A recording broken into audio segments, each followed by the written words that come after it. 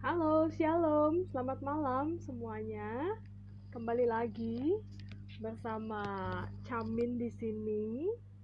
Kemarin kita sudah IG live bersama salah satu komunitas Catholic Family Ministry dengan Om Tenoyo. Kita sudah ngobrol banyak mengenai komunitas Catholic Family Ministry itu, lalu mereka pelayanan dalam bidang apa, karya mereka selama ini seperti apa gitu ya.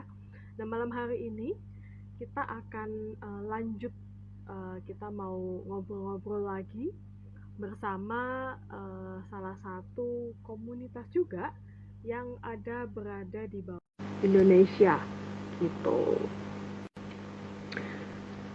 Tadi sore Camin sudah mengumumkan nih pemenang giveaway. Hadiahnya kemarin buku ya. Ini nih ada teman saya namanya Cecilia. Ini adalah Camin yang lain. Halo Cecil. Halo, halo. Apa kabar Nila? Baik, baik. Iya nih, tadi siang kita udah umumin Mm-mm. ya Iya, pemenang heeh. giveaway-nya. Betul, Tadi betul sudah Nila. Mm-mm. kita kontak juga, ditunggu aja Heeh. nanti hadiahnya akan dikirim ke alamat teman-teman sekalian Iya, gitu. betul, betul. Mm-mm. Malam hari ini kita mau bareng siapa nih, Sil? Kita kedatangan tamu nih dari salah satu komunitas, yaitu komunitas Emmanuel. Heeh. Komunitas Emmanuel, oke. Iya. Komunitas Emmanuel ini eh pernah dengar ya? mm-mm. Pernah dengar di Iya, mana ya? ya, ya salah satu komunitas Katolik karismatik juga ya. Heeh. Iya, betul. Kita coba undang Dan aja ya. iya. Tunggu. Heeh. Mana nih? Kita cari. Ya. Ya. Oke, kita kita tunggu nih. Teman-teman kalau mau ajak Iya. teman-teman lainnya untuk join gabung IG live kita malam hari ini juga boleh. Semakin ramai semakin seru gitu ya. Oke, sudah Ya, bergabung bersama ini udah kita. ada. Mm-mm. Mungkin boleh perkenalan nama, lalu mungkin asal dari mana gitu. Iya. Ya, Halo. halo Shalom. malam. Iya, perkenalin Shalom. saya Kelvin Bastari dan ini istri saya Bernadette Margrita. Kami sebagai penanggung jawab komunitas Emmanuel Jakarta dan kami sudah menikah dan punya anak 2. Oke. Kita udah menikah dari 2016 dan saya sendiri dipanggil biasa kita dan saya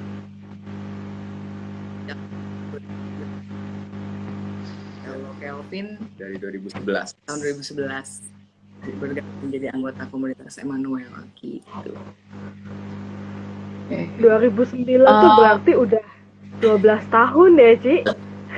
Iya. Wah, udah lama ya. Mm-mm. Gila, bener ya? Malam Kalau ini boleh kan tahu, kita. Mm-mm. Ya, Nila silakan. kita nih kayaknya saking satu hatinya jadi samaan terus ya. Iya. Silakan, Sil, silakan. Iya, tema kita kan hari ini tentang adoration heaven on earth ya. Mungkin dari Ci Grita sama Ko Kelvin mungkin bisa cerita sedikit tentang komunitas Emmanuel mungkin. Oke. Ya, kita cerita sedikit tentang Emmanuel. Jadi ini adalah kenal awam. Jadi ini komunitas Katolik di mana itu adalah orang-orang yang dari berbagai hidup punya kerinduan mau mengejar kekudusan bersama-sama gitu, dan mereka hanya secara aktif pengen menghidupi iman mereka dan kehidupan sehari-hari melalui ya 3 karunia yang kita punya, yaitu lewat adorasi, belas kasih, dan juga penginjilan. Gitu. Jadi itu sebenarnya komunitas Emmanuel itu seperti itu. Gitu. Mungkin kita bisa mulai dari ininya sih, pendirinya ya. Boleh. Ya. Ini berasal dari Prancis. Jadi itu ada 2 orang, Pierre Boursa dan Martin Kata. Martin Lafit Kata sekarang, karena sudah menikah jadi Martin Lafit Kata. Nah, jadi waktu itu bermula dari sekitar tahun 1972 kurang lebih. Jadi udah lama juga, sudah lama. Saya juga belum. Jadi mereka ini kenapa pendirinya mereka ini secara misterius bertemu di satu pembaharuan karismatik Katolik. Jadi mereka ikut semacam kayak retret lah, mungkin kita kenalnya seperti itu ya. Nah, waktu mereka ketemu itu mereka belum mengenal satu sama lain gitu. Jadi tapi secara misterius Kudus bekerja mereka ikut retret. Jadi pada saat itu posisinya itu Pierre Boursa itu udah berumur 58 tahun. Wow. Si Martin Kata ini berusia 30 tahun. Jadi dan misterius memang Roh Kudus bekerja memberikan satu karisma persaudaraan. Jadi dengan 2 orang yang usianya beda jauh, tapi mereka kayak bisa langsung nyambung gitu, klik dan punya kerinduan yang sama gitu. Mereka pengen terus bertumbuh dan menghidupi betul spiritual gitu. Maksudnya hidup spiritual mereka gitu. Dan akhirnya sejak itu mereka dipanggil untuk setiap hari berdoa bersama.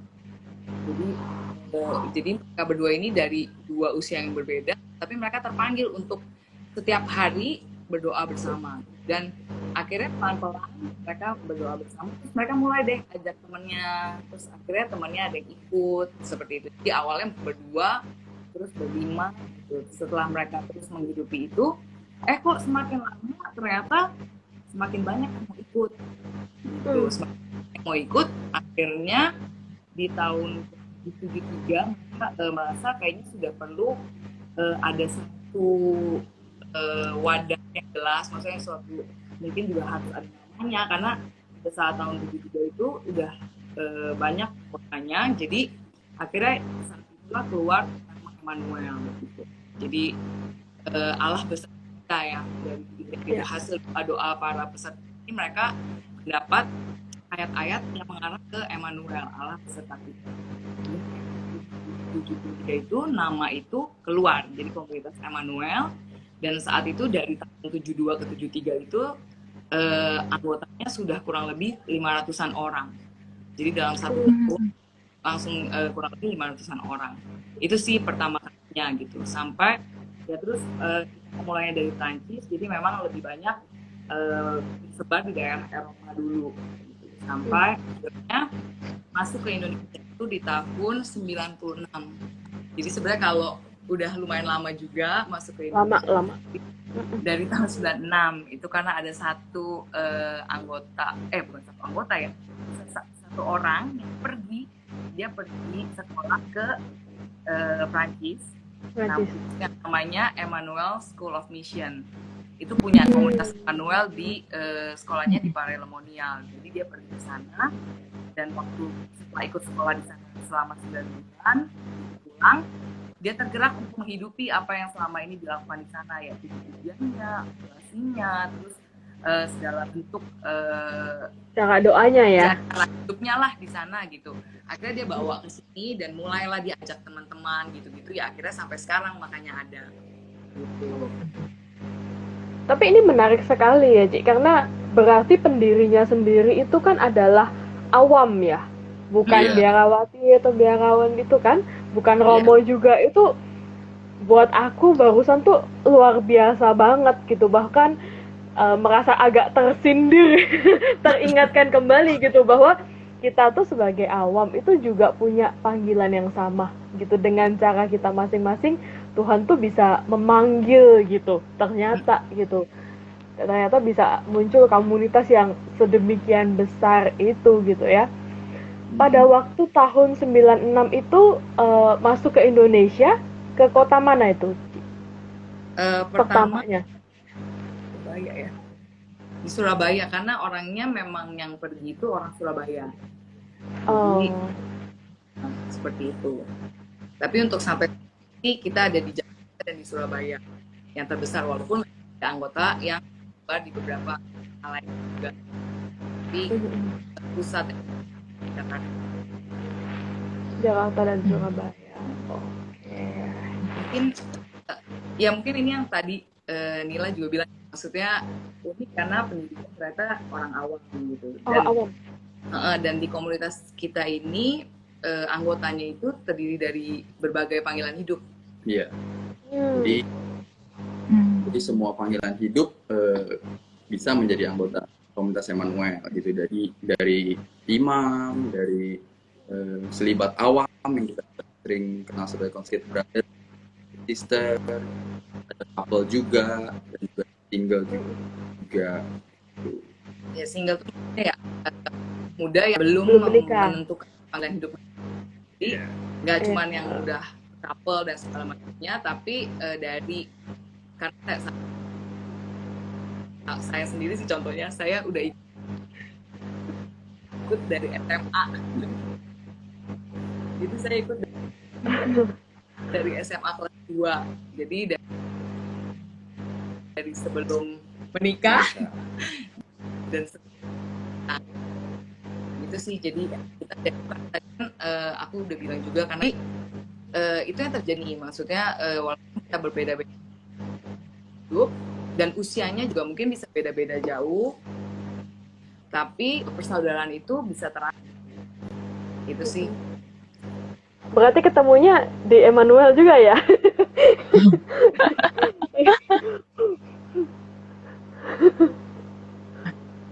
Kita sebenarnya kuliah. Oh gitu. Kirain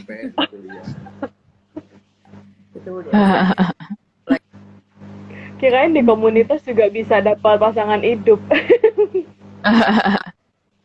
Kan aku duluan yang di komunitas.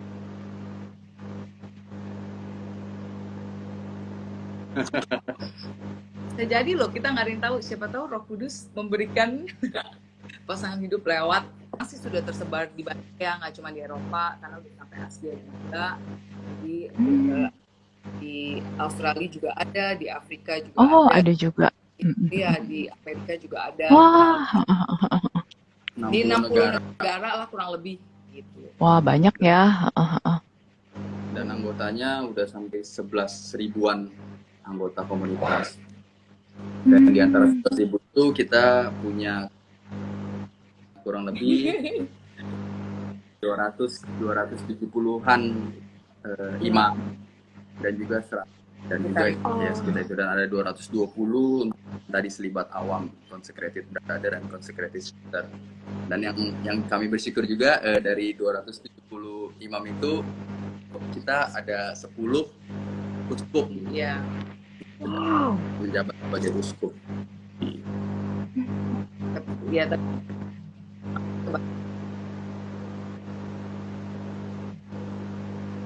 apa di lebih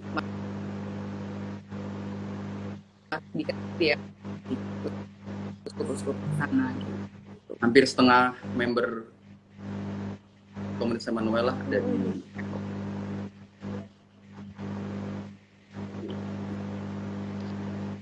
Ini menarik sekali sih. Menarik sekali. Kalau tadi itu kan katanya ada romo, ada uskup-uskup, ada consecrated juga, gitu kan? Lagi Nila, nanti takutnya ketemu. Atau mungkin kalau boleh kasih tahu, mungkin tentang adorasi kali ya. Maksudnya adorasi ini aku dengar tuh penting di komunitas Emmanuel gitu, bisa ceritain mungkin sedikit tentang adorasi. Atau mungkin kenapa komunitas Emmanuel ini kok banyak fokus di adorasi gitu ya, Saya sendiri berapa kali di Surabaya tuh pernah tahu Emmanuel ini pimpin adorasi di paroki Redemptor Mundi ya. Itu rutin kayaknya sebulan sekali. Itu tuh boleh cerita nggak kira-kira eh, Emmanuel tuh fokusnya di Ya, mana? Lalu kenapa kok adorasi?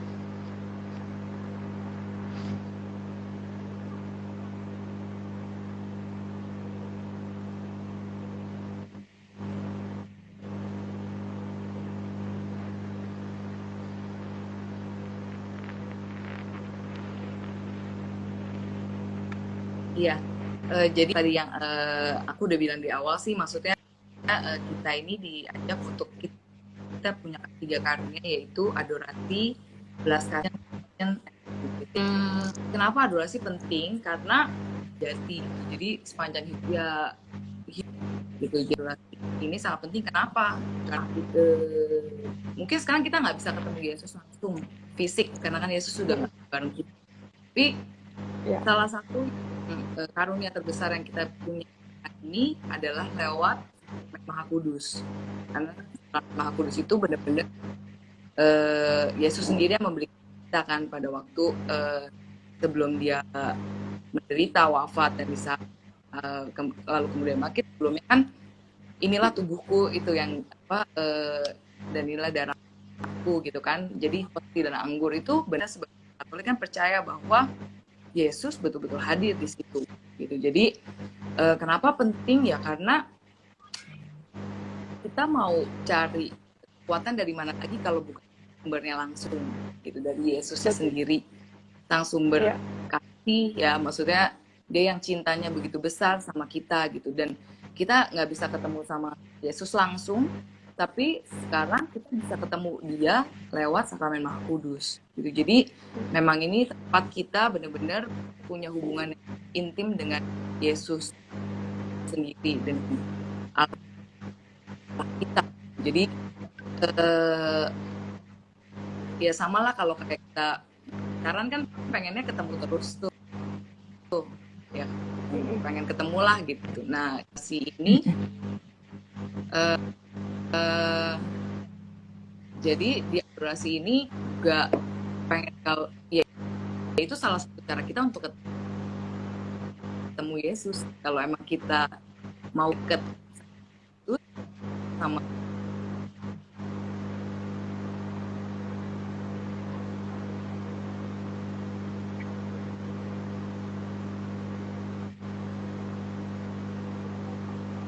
Lanjut, Ci.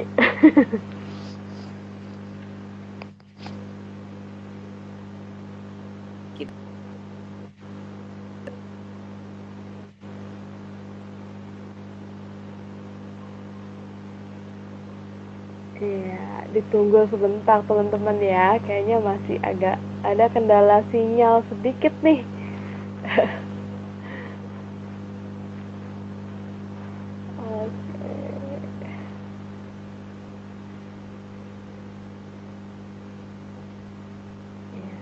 Ya tadi kita datang ke adorasi dan punya waktu bersama dia gitu, datang ke dia gitu.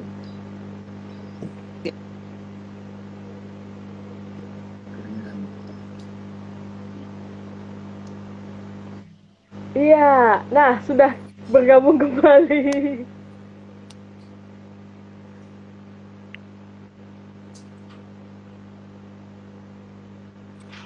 Iya, nggak apa-apa, agak putus-putus memang tadi koneksinya, tapi kayaknya sekarang udah ini sih, udah baik sih.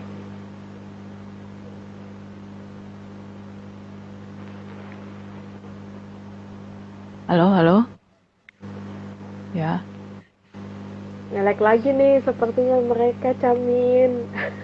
Oh, iya, iya. Kan kita doakan juga ya. semoga sinyalnya lebih Cepat lancar ya, berteman. Camin. Iya, iya. Iya, iya. Ya, Ya, ternyata mereka. ya Oh, mungkin sinyalnya benar-benar hari ini kali ya. Coba kita lihat, mungkin ada beberapa sinyal nih sambil nunggu mereka lagi. iya. Komentar di sini ya. Ada tadi apa? Ada Ranu Groho tadi bilang, halo. Halo, teman-teman banyak yang baru join juga. Wow, ada Mimin Krisnapedia di sini.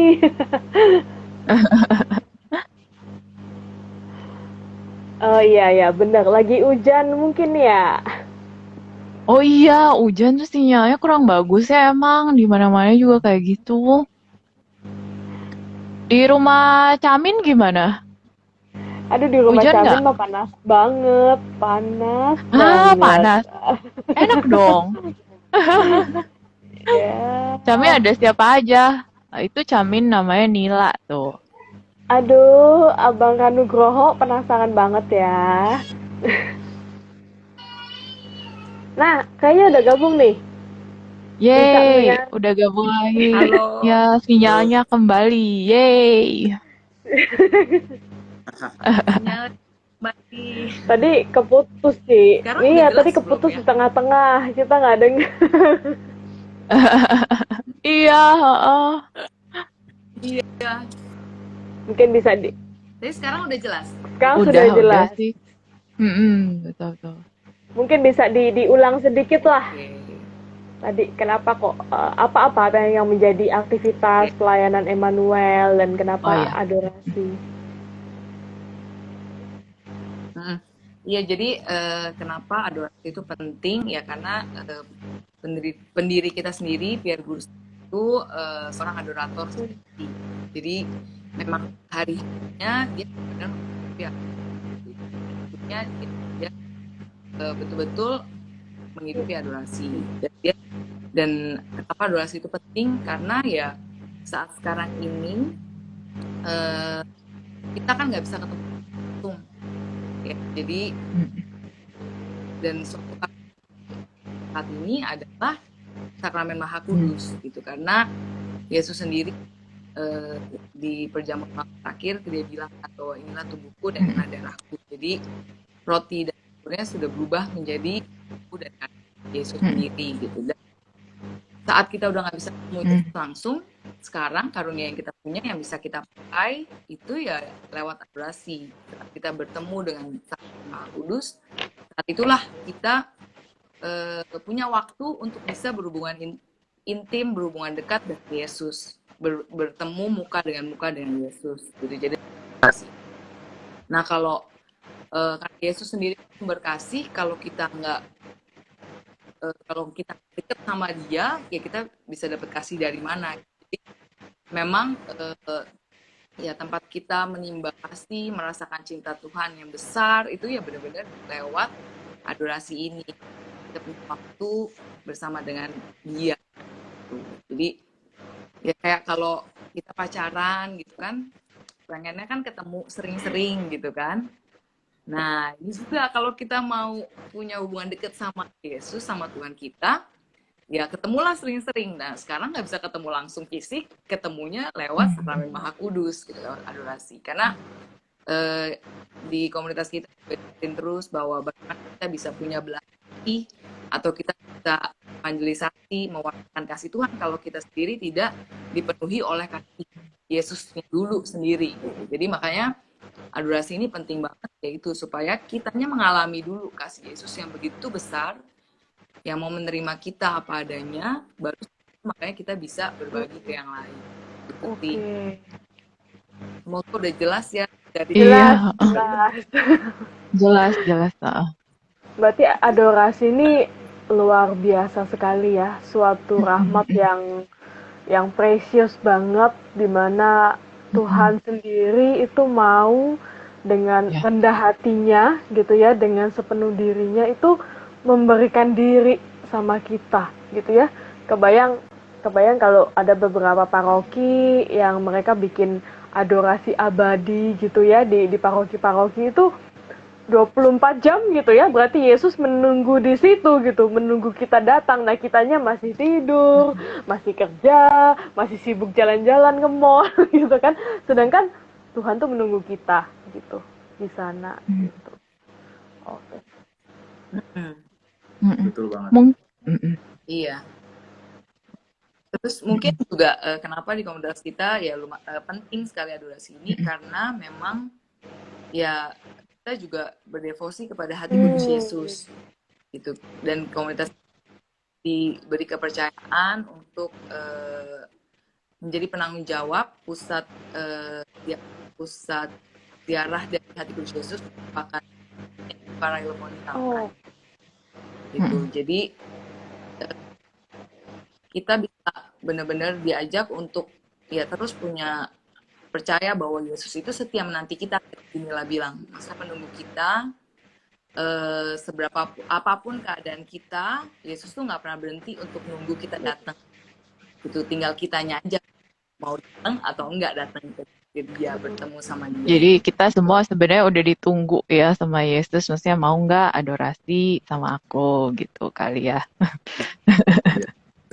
Terus mungkin dari Ci Grita atau Ko Kelvin mungkin ada pengalaman nggak mungkin secara personal, mungkin kan tadi kita udah ngomong mungkin dalam komunitas Emmanuelnya sendiri, tapi mungkin dalam kehidupan sehari-hari atau gimana, mungkin ada pengalaman nggak dengan Yesus, mungkin ada yang tentang adorasi atau apa gitu mungkin yang udah ditemui.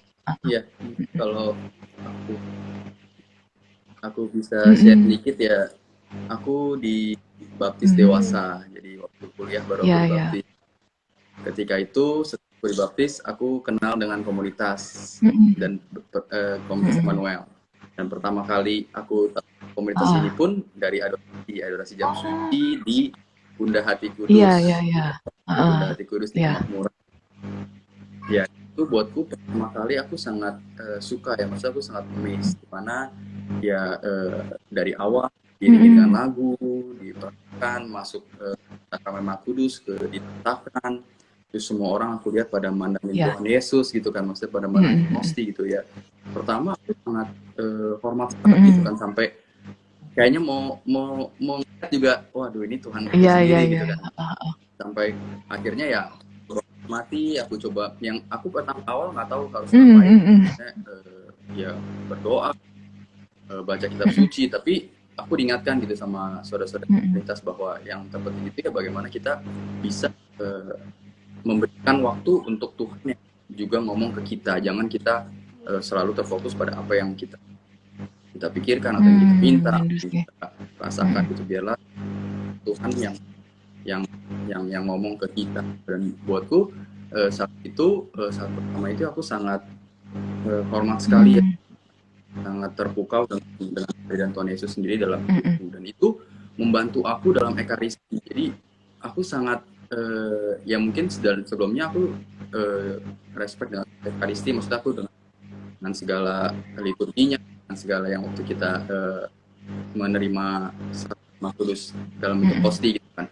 Dan bisa dibayangkan ya, kita adorasi, kita hormat, kita berdoa, kita ya memberikan semuanya untuk Yesus. Tapi pada saat ekaristi itu kita bisa menyatunya dan Tuhan Yesus itu ada dalam hati kita. Jadi buatku ya adorasi itu sangat penting gitu, dimana kita bisa ketemu dengan Tuhan Yesus sendiri, dan ketika ekaristi itu kita bisa menyambutnya dan benar-benar tinggal dalam hati kita. Itu yang membuatku sangat bertahan sampai sekarang sih. Jadi aku sangat suka dengan adorasi. Kalau Ci Grita gimana? Mungkin ada pengalaman yang mau di-sharing atau apa? Ya, kalau aku beda banget sama Kelvin. Kalau Kelvin dari awal langsung susah. Kalau aku nggak, kalau aku karena aku baptis bayi, jadi dari kecil udah bisa dengan tata cara Katolik, dan kebetulan mama papaku memang aktif juga gitu, jadi dari kecil banget udah terbiasa namanya misa itu nggak pernah boleh bolong. Jadi waktu kecil ya sempat marah-marah gitu kan, kenapa sih gitu, tapi sampai ada satu titik tuh aku merasa jenuh sama ekaristi. Jadi aku ngerasa ini kayak cuma kewajiban gitu, tapi aku mengalami pertobatan ya, perubahan lah besar waktu aku ikut satu retret di komunitas Emmanuel ini. Waktu itu aku belum anggota, aku jadi peserta ikut, namanya Retret Ridhu Ah, Umar. Jadi dia benar itu dari Kamis Putih sampai ah. Paskah, dan itu betul-betul dikupas tentang kisah sengsara Yesus sampai wafatnya sampai bangkitnya. Dan di situ benar-benar aku mengalami perubahan besar karena aku langsung kayak dibukakan mataku bahwa Ekaristi itu, sakramen Maha Kudus itu, hosti itu benar-benar bukti cinta Yesus yang paling besar gitu. Dia memberikan dirinya untuk bersatu dengan kita lewat hosti itu. Dan sejak itu aku mulai ya lebih udah setelah itu benar-benar menghidupi yang namanya Ekaristi gitu. Maksudnya jadi pengen lah untuk menerima tubuh dan darah Kristus terus gitu loh. Nah, tapi untuk adorasi sebenarnya aku nggak karena aku itu tidak terbiasa sama yang Iya, gitu. ngerti sih. Karena kebetulan mamaku juga aktif. Mamaku tuh aktif persekutuan doa kan, maksudnya karismatik lah gitu. Jadi terbiasa dengan yang cara doa yang hingar-bingar gitu, maksudnya pujian dan segala macam. Jadi waktu masuk komunitas pun pertama yang aku suka bukan adorasi dulu sebenarnya gitu ya. Aku suka itu cara anggotanya yang benar-benar aku dan mereka tuh persaudaraan banget. Juga mereka itu menggambar cara hidup ya bisa melihat mereka tuh memperjuangkan kekudusan tuh kelihatan banget gitu dari cara hidup mereka. Yang mereka tuh berada ya benar-benar menggambarkan komunitas kan punya satu ya satu apa ya sebutnya kalimat kalimat pegangan itu berada di dunia tapi jadi kalimat itu berada di dunia tapi bukan berasal dari dunia. Jadi kita ya biasa gitu. Nah, itu yang sebenarnya yang pertama aku dari komunitas itu cara hidup mereka dan juga puji-pujiannya. Karena puji-pujiannya lagunya totally different sama yang selama sebelumnya gitu. Maksudnya aku kenal lagu-lagu karismatik berbeda dengan lagu-lagu di komunitas gitu. Walaupun ini juga karismatik dan juga berbahasa roh dan sebagainya juga sama sebenarnya. Cuman lagunya berbeda. Dan itu aku suka itunya dulu gitu. Karena aku emang sukanya yang puji-pujian, heboh gitu kan. Nah, terus tapi semakin lama di komunitas, semakin mendapat ya sering mendapat pengajaran tentang adorasi, terus sering dengar sharing dari orang-orang, akhirnya pelan-pelan kecintaan itu tuh timbul gitu. Sampai aku ingat satu momen aku nggak bisa lupa sampai sekarang itu waktu aku masih kuliah. Saat itu aku lagi banyak banget masalah dan kayaknya udah nggak tahu gimana gitu. Dan aku percaya Roh Kudus yang menggerakkan aku saat itu gitu. Dia di dalam hati aku, Roh Kudus bilang, yuk kamu pergi ke kapel adorasi di paroki. Waktu itu aku sering parokiku kan di paroki dekat rumahku tuh di Maria Kusuma Karmel. Mama dong. Dia ada kapel abadi. Iya, aku dekat MKK juga. Iya. Jadi Jadi itu ada kapel kan, adorasi abadi. Memang nggak sampai 24 jam sih kalau aku nggak ingat, tapi entah kenapa ada satu dorongan kuat untuk aku datang ke situ gitu, untuk datang ke kapel itu. Dan akhirnya aku sendirian itu dan kebetulan ya aku percaya bukan kebetulan lah. Iya. Jadi saat itu kosong. Gak ada orang sama sekali, ada aku dan Maha Kudus gitu. Dan saat itu aku cuma bisa diem, aku lagi banyak banget masalah, aku cuma nangis sendirian, nggak tahu harus ngomong apa, nggak tahu juga. Tapi setelah itu nggak lama aku merasa benar-benar kayak aku nggak sendiri lagi. Yesus ada di situ. Aku merasa Yesus memeluk aku saat itu dan aku langsung dikuatkan bahwa kamu nggak sendirian menghadapi masalah hidup kamu ini. Ada aku, Yesusmu yang mendampingi kamu.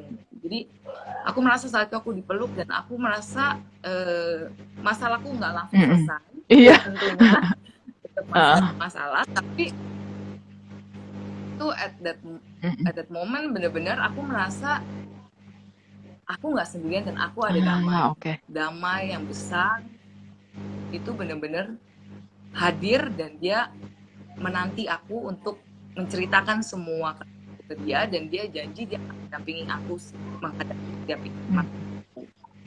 Itu sih yang itu perubahan besar, dan sejak saat itu aku langsung bener-bener ya berusaha terus di adorasi. Meskipun ya pasti nanti ada naik turun ya. Kadang juga apalagi sekarang aku udah punya anak 2 juga, sulit mencari waktu bener-bener bisa adorasi diem sepi gitu kan. Tapi terusan karena ya berkat saudara-saudari juga di komunitas yang selalu encourage, mengingatkan, akhirnya ya bener-bener setiap kali aku punya waktu momen untuk adorasi, aku berusaha untuk memanfaatkan itu dengan semaksimal mungkin gitu, supaya aku bisa punya hubungan baik sama Yesus gitu. Dan aku entah kenapa pandemi ini lumayan ya, jadi adorasinya online. Iya, adorasi 24 jam online lagi. ada ya, walaupun nggak bisa ketemu langsung kan, ada ya kabar-kabar pada YouTube dan sebagainya, tapi aku bersyukur tetap Tuhan nggak meninggalkan, makanya di YouTube banyak banget live 24 hour bener banget. Jadi nggak ada alasan karena pandemi nggak bisa ke kapel, nggak bisa adorasi, enggak, kita bisa tetap ketemu dia, kita percaya Yesus tetap hadir di perpetual adoration di share di YouTube itu sih.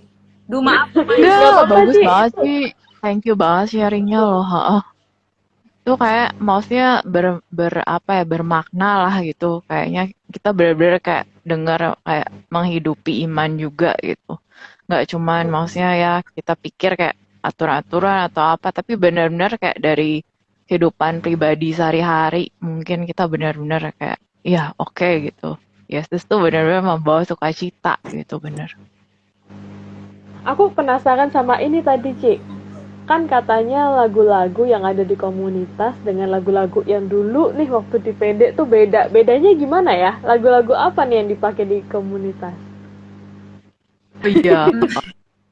Lagu-lagunya beda. Jadi lagu-lagu yang di komunitas kita sering pakai itu adalah lagu-lagu ciptaan dari anggota-anggota komunitas gitu. Semuanya ya, tapi memang lagu-lagu dari anggota komunitas yang menciptakan. Jadi memang saat ini sih memang lebih banyak diciptakan dari luar Indonesia, tapi diterjemahkan ke bahasa Indonesia. Gitu. Jadi kita punya lagu-lagu yang buat aku pribadi waktu aku pertama kali ikut kok beda ya. Tapi aku tersentuh dengan kata-katanya yang kayaknya itu relate banget sama kehidupan sehari-hari gitu. Jadi itu yang membuat aku benar-benar waktu itu langsung jatuh hati sih sama lagu-lagunya, dan makanya sampai hari ini kan di komunitas juga memang kita menghidupi, setiap anggotanya diharap bisa menghidupi yang namanya puji-pujian. Jadi setiap hari sebenarnya kita diajak untuk melakukan puji-pujian ya, dengan itu terus kita bersyukur kepada Tuhan atas setiap kebaikan yang dilakukan sepanjang hari gitu, atau waktu kita memulai hari mengingat-ingat Tuhan itu udah baik untuk kita, apa aja kita diajak bersyukur. Nah itu lewat pujian gitu. Itu sih mungkin kapan-kapan kalau yang mau dengar bisa sebagian ya di mana tuh ada di kalau yang bahasa aslinya itu ada di Spotify, ada di iTunes, ada bisa ketiknya Emmanuel Music kayaknya dia langsung keluar. Tapi kalau yang Indonesia kalian bisa lihat di YouTube, memang nggak semuanya di YouTube komunitas Emmanuel Indonesia itu ada beberapa rekaman yang direkam. Kemudian ada juga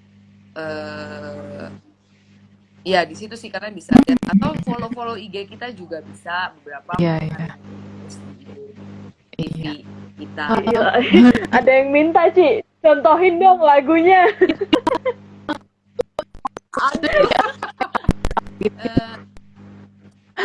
Nyanyi lagi nih. Ya, contohin lagi. Oke. Boleh nih contoh biar kita tahu lagunya itu berarti lebih slow gitu ya, lebih menyentuh ya, gitu. Slow atau kayak ada beberapa Hmm. sih, ada yang semangat juga Oh, ada. ya Aku macam-macam bilang ya? aku sukanya yang kayak begitu. Jadi pertama aku sukanya lagunya lagu Ya. lagu puji-pujian, lagu yang semangat Hmm. gitu, yang heboh gitu. Tapi lama-kelamaan ya banyak lagu yang menyentuh gitu. Di yang slow juga ada, yang heboh juga ada. Kalian mau yang apa lagi kira-kira? Nah, ada request nih. Ah, nyanyi. Wah, Coba mungkin salah satu satu deh. lagu aja Satu kali. ya, Heeh. satu potong. Itu ya. Mungkin oh iya, yang dari tadi juga kita belum Mm-mm. sampaikan bahwa kita juga dekat sekali dengan Bunda Iya, Maria. iya. Karena ya kita juga dekat Mm-mm, dengan Bunda mm-mm. Maria kan. Karena bahkan sampai lahir dan tanggal wafatnya pun berhubungan dengan hari-hari besarnya Bunda Maria Oh, gitu. Jadi ya, kita ada hubungan khusus sama Maria. Mungkin sekarang aku nyanyiin yeay. lagu Maria kali ya. Ya, boleh Ci kalau mau.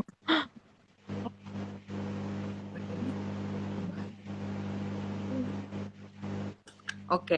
Mau yang cepat atau Yang mana lambat? aja sih, terserah. Yang Ada yang mau favorit, request? yang paling favorit. Ya, yang favorit. Oke, yang saat ini aku lagi favorit ya lagu Marianya ya. Oh Bunda yang berbelas kasih, Maria doakan kami, penghibur dalam derita. Maria doakan kami. Ave, Ave, Ave Maria. Ave, Ave, Ave Maria. Tuntun kami di malam gelap.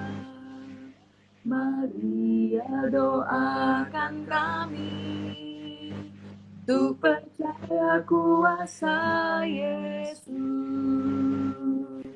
Maria doakan kami. Ave, Ave, Ave Maria. Ave, Ave, Ave Maria. Aduh, bagus banget. Suaranya bagus, lagunya juga bagus. Makasih, Ci. Makasih kok. Udah mau nyanyi.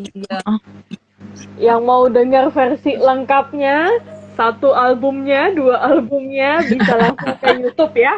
Komunitas Emmanuel Indonesia ya. namanya. Iya. Terus kalau mau yang bahasa lainnya juga nggak apa-apa, bisa dilihat di Spotify atau iTunes. Ada yang berbahasa Inggris, ada yang Prancis.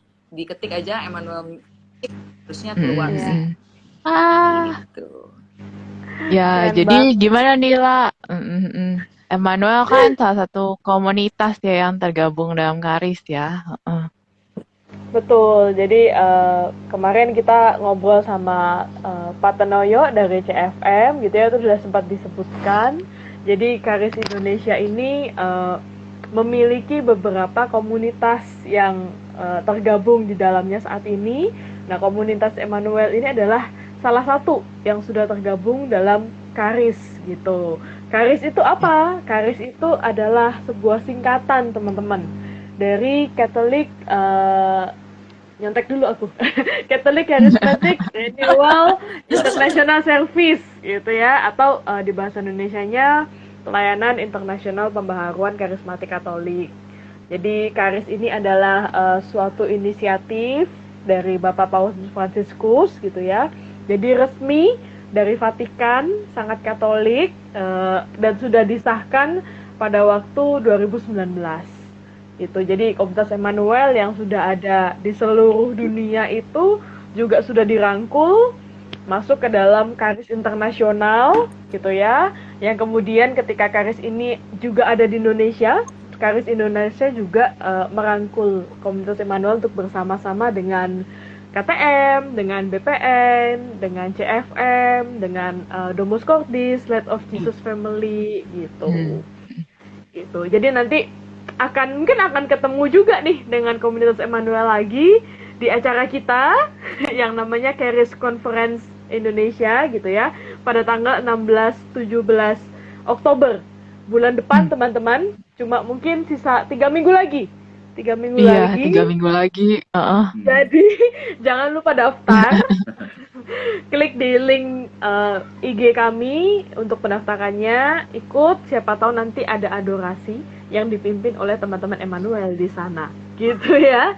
Gitu. Jadi acara Karis Conference itu didukung oleh Katolik Fitgram, Insta Katolik, Aku Tahu Imanku, Pena Katolik, Liputan 6, dan Ekatolik gitu. Jadi sama seperti kemarin aku juga cerita sama teman-teman, silahkan download aplikasi Ekatolik karena itu sangat membantu dalam kehidupan kita gitu ya sebagai umat Katolik. Di situ sangat lengkap renungannya, bacaan harian, mau baca Alkitab dimanapun bisa lewat situ gitu.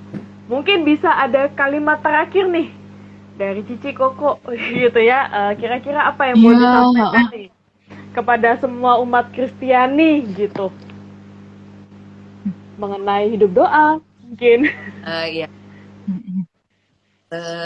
Mungkin mau titip pesan buat semua yang join. Ya, aku mau encourage untuk gak pernah takut, jangan takut untuk terus mencari Yesus, mencari Kristus, mencari Tuhan kita, untuk mau lebih dekat terus sama Dia gitu. Karena Dia itu setia menanti kita. Kadang-kadang kitanya mau datang mungkin karena merasa nggak pantas, karena mungkin masih banyak dosa, atau bingung mau datangnya lewat mana, kemana, ketemunya di mana, dan sebagainya. Tapi jangan ragu untuk terus mau mendekat ke Tuhan gitu. Karena ya Tuhan sendiri yang sudah memberikan begitu banyak dalam hidup kita, kasihnya yang begitu besar. Jadi jangan. Mungkin saat ini keadaan kita beda-beda. Mungkin ada yang sudah di komunitas, ada yang belum berkomunitas, ada yang sudah di komunitas A, di komunitas B, dan lainnya. Tapi itu bukan memisahkan kita gitu, karena masing-masing komunitas punya rahmatnya masing-masing, karismanya masing-masing, cara hidupnya masing-masing. Dan ya aku bersyukur karena dengan Karis ini kita dipersatukan gitu. Karena memang walaupun kita berbeda-beda, tapi kita punya satu tujuan yang sama, yaitu Tuhan kita sama, dan kita mau saling melengkapi untuk bisa membangun satu sama lain untuk lebih bertumbuh lagi, kalau bisa mencapai kekudusan bersama, dan yang terpenting mewartakan kasih Tuhan ke semakin banyak orang gitu, supaya semakin banyak orang bisa merasakan kasih Tuhan itu gitu. Jadi itu sih pesannya. Dan mungkin di terakhir aku mau kasih satu kata-kata dari Pierre Gusta yang menurut aku sederhana, dan Pierre Gusta pendiri kita, yang kata-katanya ini sederhana menurut aku tapi relate banget gitu. Jadi dia pernah bertanya ke satu orang, dia bertanya seperti ini: apakah kamu berdoa? Jika tidak, kamu dapat pergi sekarang ke depan sakramen dan beradorasi sejenak. Kemudian orang itu menjawab, tapi apa yang harus aku lakukan? Aku tidak tahu. Kemudian Pierre menjawab dengan sederhana, dia jawab begini: Dia ada di sana, Dia yang akan menunjukkan kepadamu. Dan itu sangat sederhana. Jadi Pierre bilang, yang penting kita datang, Yesus sendiri yang akan tunjukin kalian akan gimana, dan Dia akan memberikan rahmat yang kita butuhkan saat kita mau datang melangkah mendekat kepadanya. Itu aja sih. Amin. Itu meneguhkan semua. sekali sih. Iya, bagus sih. Seringkali kita kalau di adorasi juga bingung ya, teman-teman mungkin juga bingung di adorasi itu kita harus ngapain sih gitu ya, baca Alkitab atau kita rosario atau ngapain, nyanyi gitu atau curcol apa, kita bingung. Mungkin kita bisa ingat lagi quotes dari Bapak Pierre tadi itu, bahwa hanya datang saja gitu, memberikan saja dirimu dulu di depan sakramen Maha Kudus. minta Tuhan yang pimpin gitu ya, Tuhan yang berikan kita rahmat, kita nih harus melakukan apa gitu. Oke. Semoga malam hari ini bisa berguna buat teman-teman semua, bisa bermanfaat. Terima kasih sharingnya Ko Kelvin, Ci Grita, luar Iya, biasa. makasih banget. Iya, jujur Nyanyiannya sih, juga bermakna keren ya. sih. Iya, memorable banget sih tadi. Iya. Thank you. Oke. Thank you. Thank you. Sampai jumpa di kesempatan selanjutnya. Ya. Oke. See See you next you. time. Bye.